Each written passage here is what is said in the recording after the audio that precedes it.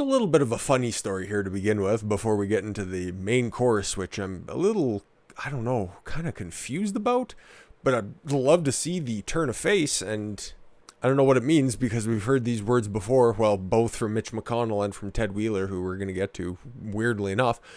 Senate Majority Leader Mitch McConnell's house vandalized over stimulus bill. Yeah, oh boy, I'm really shook up about this. Oof. Senate Majority Leader Mitch McConnell, Louisville house, was found vandalized on Friday. Once again, another bureaucrat who has another goddamn house that he wasn't at and will probably only see the photographic evidence of this taking place, and by the time he retires back there, it'll already be cleaned up and everybody will have forgotten about him. White spray paint on the door reads, "Where's my money?" Good question. It gets taxed out your ass and you'll be losing a lot more of it in the future, potentially. The quote was most likely referring to McConnell blocking the pandemic stimulus package, obviously. Besides the main door, red spray paint could be seen from the footage, which we'll take a look at here. Yeah, where's my money? Mitch kills poor. And then there's one that says, fuck Mitch. These people aren't terribly bright or terribly creative. Yeah. And then there's using red paint on brick. That is just the peak of uselessness. But yeah, boy, I'm real shook up about that. And you hate to see it happen. But at the same time, on a much more serious note, if I may change direction for this 1 second here. Violence isn't going to solve anything, and defacing people's property is really a fucking stupid errand in order to make your changes permanent. It's just a fear tactic that might work in the short term, but never in the long term. You see that with Antifa, and we'll get into them in a bit because one of their biggest supporters has turned on them. But at least Mitch McConnell had a statement, unlike Nancy Pelosi, whose home was desecrated just in the same manner yesterday. I've spent my career fighting. I put on the Mitch McConnell accent, but you know.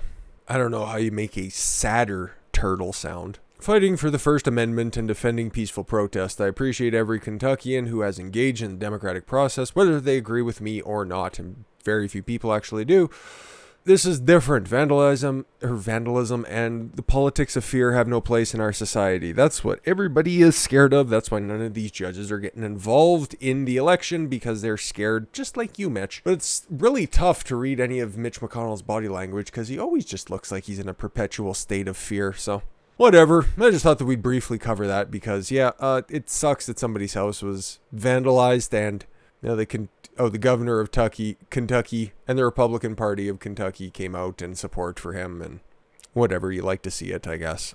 Like I said, it won't affect him really, but it still sucks that he has to clean that up, all things considered. But New Year's Eve, there was another kind of substantial story that we needed to talk about, and it kind of doubles back to everything that was happening over the summer. That was just what was old is now new again, because there was another riot in Portland last night because, well, not last night, but over New Year's Eve. Because any reason is good reason to riot in Portland, because nobody prior to today was really going to hold anybody accountable. Molotov cocktails, severe damage during Portland riot.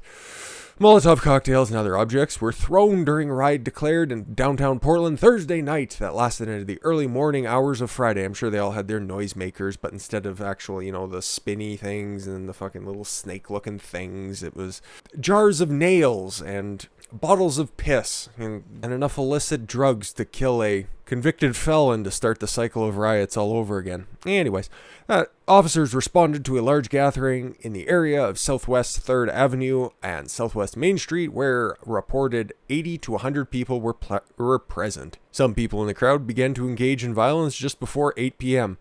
If they were down there, there was probably like 80 or 100 people were probably engaging in the violence. Let's be completely honest. These people are there for one reason and one reason alone. As you can see, some of the aftermath of what happened. Yeah, fire on the ground. They're using their whatever kerosene or I don't know. I'm not a rioter, so I don't know how to make a Molotov cocktail. Do forgive me. At least 2 Molotov cocktail style fire bombs. A distinction without a difference here, people. You could have just saved on statement space. Portland Police Bureau said in a statement Friday, large commercial-grade aerial fireworks were launched at the federal courthouse, of course, because they can't think of a different target to hit up, and the Justice Center. Some individuals tried to use tools to break into the Justice Center, but were not successful. Should have just let them in. What would they have done? What would they have done? burn all the digital records that are there that are backed up on another server fucking halfway or all the way across the country. Like, I want to see an experiment. I want to see a citywide experiment, because we've seen Chaz, Raz, Spaz, all of these different stupid occupations just fizzle out. I just want to see them, Antifa, take over one city of marginal size that really is inconsequential in the grand scheme of things. And I want to see them run it for a month. Just take away everything from them and just let them enact their utopia. Let's just see how terrible it gets. Just give them a month, because these occupations never last any longer than a week, and it's nothing more the size of a fucking cul-de-sac. No, I want to see them.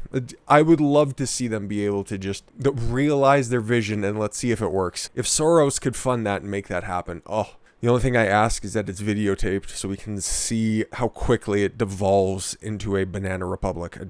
But that aside, PPB said officers citywide were pulled from answering emergency calls to respond to the riot. Furthermore, officers from the Federal Protective Services and Multnomah County Sheriff's Office also engaged the crowd and were targeted. Now, okay, were the Multnomah County Sheriffs still deputized by the FBI at the time, or by federal officers at the time? Because that would have ran out at the end of the year, because when they were deputized earlier in the summer, that was running through the end of the year. So would they still have authority to charge people with federal crime at the time? Probably not, but that's a good question to ask, considering it was in the wee hours of the morning, but the riot was declared earlier in the night. So if they're still pursuing suspects after the riot was called in order to extinguish the riot, does that mean that it's very confusing, but important questions, considering that these people are finally going to get cracked down on. But yeah, let's see some of the aftermath here. 2 Starbucks coffee shops were severely damaged at Pioneer Courthouse Square and at 1600 Southwest 6th. There was also vandalism and burglaries at the Portland Wine Company, Benbridge Jewelers, Pandora Jewelers, Chase Bank, and Pacific Buildings. They're starting to progress to nicer places to destroy, I suppose. 3 people were arrested and probably molested in lockup, if they even made it that far. Daniel Butani, 20, of Portland, cited for interference with a peace officer and disorderly conduct. Joshua Steele, 23, faces burglary charges. His residence is unknown, probably on the street corner. And a 15-year-old from Verona is being held in juvenile detention on charges of riot, burglary, interfering with a police officer, and a warrant for oh my Christ, that kid is fucked. Yeah, and there's just a couple of pictures of the aftermath that happened on New Year's Eve in Portland, but I guess that is probably enough. I'm guessing, 6.5 months of riots is finally enough for Ted Wheeler, because, I don't know, this is kind of shocking to me. Portland mayor committed to end violence by Antifa radicals. He actually called them that after New Year's Eve riot. Good? I don't want to give him too much praise, but him actually coming out and saying Antifa radicals and vowing to crush the insurrection. He uses much weaker terms than I did, but it's good. It's actually legitimately good. The mayor of Portland promised to bring an end to the ongoing violence caused by anarchists and Antifa radicals following New Year's Eve riot that led to the destruction of multiple businesses in the city, rocked by near daily protests and riots since the summer of last year. My good faith efforts at de-escalations have been met with ongoing violence and even the scorn from Antifa and anarchists, Ted Wheeler said during a press briefing on Friday. I was going to say Wednesday. I don't know why. In response, it will be necessary to use additional tools to push back the limits of the tools we already have to bring the criminal destruction and violence to an end. Authorities in Portland declared a riot at the federal courthouse. Yes, as the amount of people and the destruction, and more images from the riots are there, and you can see police officers in full riot gear, smoke gear, masks, all tacticked out. Lawlessness and anarchy came at a great expense and great risk to the future of our community, the mayor said. Time to push back harder against those who are set on destroying our community and take more risks fighting lawlessness. Wheeler said he is in contact with Multnomah District Count. Wow, okay, he's even mobilizing Mike Schmidt. Thank the fucking gods above. To work on cases together to ensure people are held accountable for their criminal conduct. Hopefully he follows through on this. The mayor addressed 3 points he is now committed to working towards that include increasing penalties. Wow. developing a clear plan to address anarchist violence both inside and outside of Portland, as well as having rioters convicted of criminal destruction to meet with business owners impacted by rioters and looters. Holy shit, he's actually doing something. He is actually doing something. You know, there are several videos on this channel where I've shit on Ted Wheeler. Very good reasons for saying that it's white supremacists, for blaming everything on Trump. But it's really hard to say that this is about racial equality when it's only somewhat more than a half a year later and this is still going on with no signs of stopping until you guys are actually going to step up and make a difference here. Portland's become the laughing stock of anybody who's been paying attention to the news since, yeah, all the riots started. It would make more sense, and I'm using that very loosely, if the Floyd incident happened in Portland, but it didn't. And it was only allowed to continue in Portland and in Seattle. Meanwhile, yeah, Minneapolis squashed it overnight, and when the riots were happening riot happened in Louisville over the Breonna Taylor ruling, that was squashed in one night. Kenosha went 2, but at the same time, none of those have flared up, and Portland's just been overrun. And like I said, when I also highlighted all 4 of the major 4 being, yeah, once again, kind of foolish, but if Sarah Iannone, who is leading in the polls and supposed to take over the mayor's office based on the polls in the election showing that they can't even figure out whether the pollsters can't even get their deeply democratic cities right. I said that, Iannone would be the most destructive force for Portland, and that's actually proving to be true. And I gave, kind of a half-assed support for Ted Wheeler because I thought that he was the lesser of 2 evils, and seeing this is a good start, okay? I know you can see the people here. It's like Portland's a lost cause. Yeah, blaming Ted Wheeler for everything that's going on. And yeah, I'm right along with them. I think that Ted Wheeler should have done something a lot earlier, but the fact that he's going to do something now, he's at least pledging to do something now. So let's see if he follows through on that. I don't necessarily want to say that, oh, great job, Ted, and you're just going to go ahead and that makes up for the past 7 months. Absolutely not. You need to squash this as quickly as humanly possible and not allow it to keep popping its stupid little head up. You know what? If those kids would just go out and protest, that'd be one thing. But they've been wrecking the entire downtown core for, nearly every single day since the beginning of June.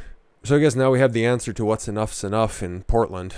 I hope to be covering my next story in Portland of police cracking heads on these stupid little soy-filled fruits. So yeah, I guess that kind of ended up being a really happy story. Feel sorry for the groundskeepers at the McConnell residence. But yeah, looks like Portland's going to start rebuilding. Somebody should hire James Biden because I hear that he's an expert in rebuilding a former war zone. Yeah, we got one more here today, guys, so I'm going to hurry up and cut that for y'all so you can all watch it here this Saturday evening. I thank you all very much for the gift of your time. I've been Don Consuelo. I want you to follow your gut and get after it. Take care, everyone.